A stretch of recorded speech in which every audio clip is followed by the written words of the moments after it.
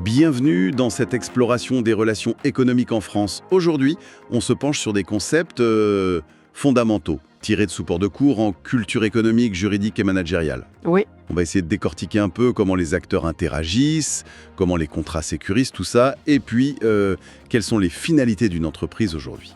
Notre objectif, en extraire l'essentiel, quoi. absolument. Et comprendre ces mécanismes, c'est crucial pour saisir comment les entreprises naviguent, prennent leurs décisions, élaborent leurs stratégies. C'est la base, en fait. Bon, alors, commençons par le commencement. Le marché, c'est là que tout se passe, non?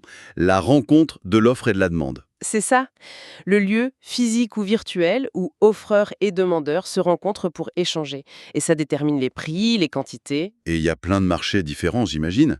Biens, services, travail. financiers, oui. Les acteurs, on les connaît globalement. Les ménages, les entreprises, les banques, l'État, les associations, les ISBSM, comme on dit. Et l'INSEE nous aide à y voir plus clair avec ces chiffres, c'est ça? Exactement. L'INSEE fournit les données officielles pour objectiver tout ça. Toutes ces interactions forment ce qu'on appelle le circuit économique. Le circuit économique.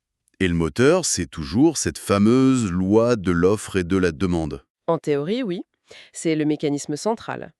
D'ailleurs, les économistes ont un modèle idéal, la concurrence pure et parfaite, la CPP, Ah oui, la CPP. avec les 5 conditions.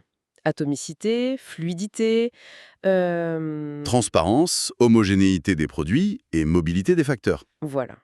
Mais bon, c'est un idéal théorique, hein. Oui, parce que dans la vraie vie, la transparence, par exemple, l'information n'est pas toujours parfaite. Loin de là. C'est clair. Pensez à l'asymétrie d'information mise en lumière par Akerlof, Spence, Stiglitz. Le vendeur d'une voiture d'occasion en sait souvent plus que l'acheteur. Ça fausse un peu le jeu. Et il y a aussi autre chose qui complique l'idéal rêvé, les externalités, ses effets sur les autres. Tout à fait.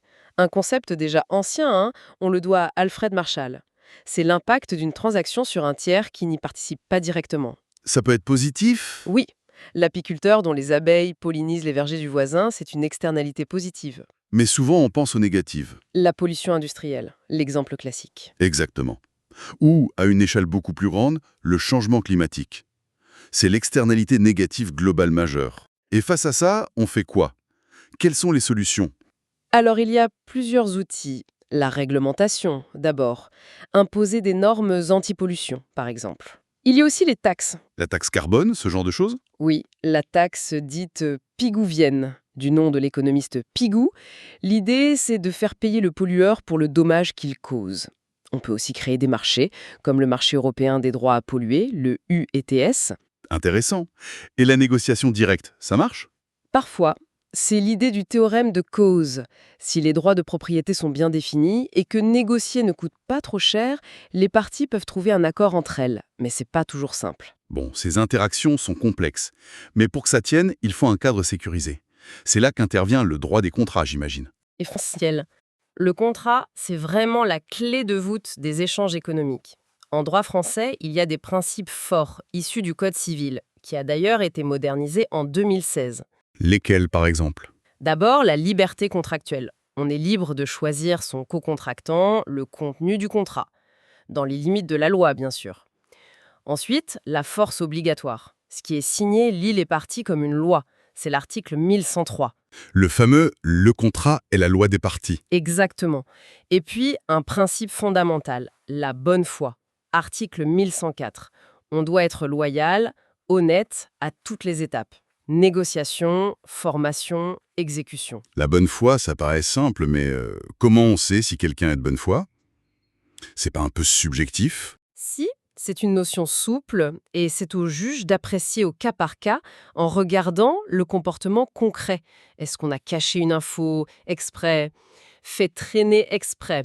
Pour qu'un contrat soit valide, il faut aussi d'autres choses. Le consentement libre et éclairé. C'est-à-dire? Sans pression, sans erreur. Voilà. Pas d'erreur sur un élément essentiel, pas de dol, c'est-à-dire une tromperie, pas de violence. Et depuis 2016, on sanctionne aussi l'abus de dépendance. Il faut aussi la capacité juridique des parties et un contenu licite et certain. Et si malgré tout ça, un problème survient, l'un ne respecte pas ses engagements ou alors les circonstances changent radicalement, le droit a prévu des parades.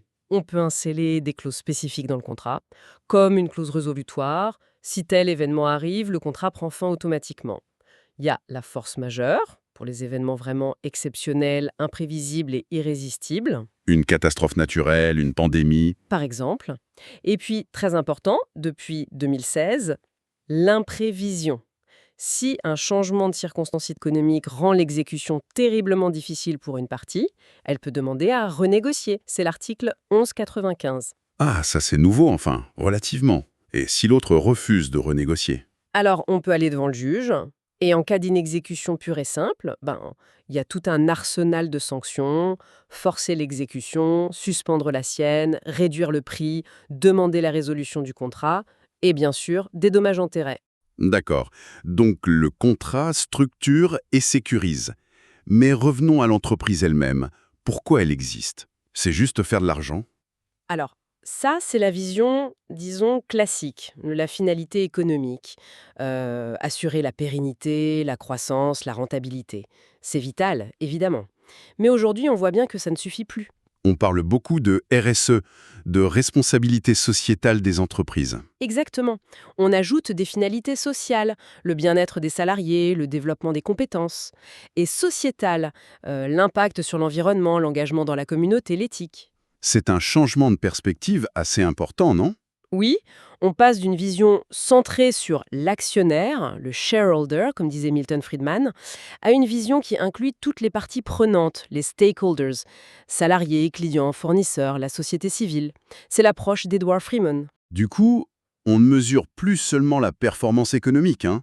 On essaye d'aller vers une performance globale qui intègre le social et l'environnemental. C'est l'idée du triple bottom line. People, planète, profit. Les 3 P. Et en France, la loi Pacte de 2019 a même créé la société à mission. Danone en est l'exemple le plus connu. Tout à fait. Une entreprise peut inscrire dans ses statuts une mission sociale ou environnementale, en plus de son but lucratif. C'est un engagement fort, potentiellement contraignant. Donc, pour résumer notre exploration, on a vu les acteurs sur le marché, avec l'offre, la demande, le circuit économique, mais aussi les imperfections, comme l'asymétrie d'infos et les externalités. Oui, et les outils pour corriger ces externalités. Ensuite, on a vu comment les contrats viennent sécuriser tout ça, avec des principes clés comme la liberté, la force obligatoire, la bonne foi, et des mécanismes pour gérer les problèmes. Et les conditions de validité, les sanctions. Et enfin, on a abordé les finalités de l'entreprise, qui dépassent aujourd'hui le seul profit pour intégrer le social et l'environnemental, avec la RSE et la notion de performance globale. Voilà une bonne synthèse. Et pour laisser matière à réflexion, avec cette importance croissante de la RSE, de la mission, comment le principe de force obligatoire du contrat va-t-il réagir face à des impératifs sociétaux ou environnementaux majeurs, peut-être imprévus au moment de la signature? Si la mission d'une entreprise pousse dans un sens et un vieux contrat dans l'autre, lequel l'emportera? C'est une question complexe pour l'avenir du droit et des affaires,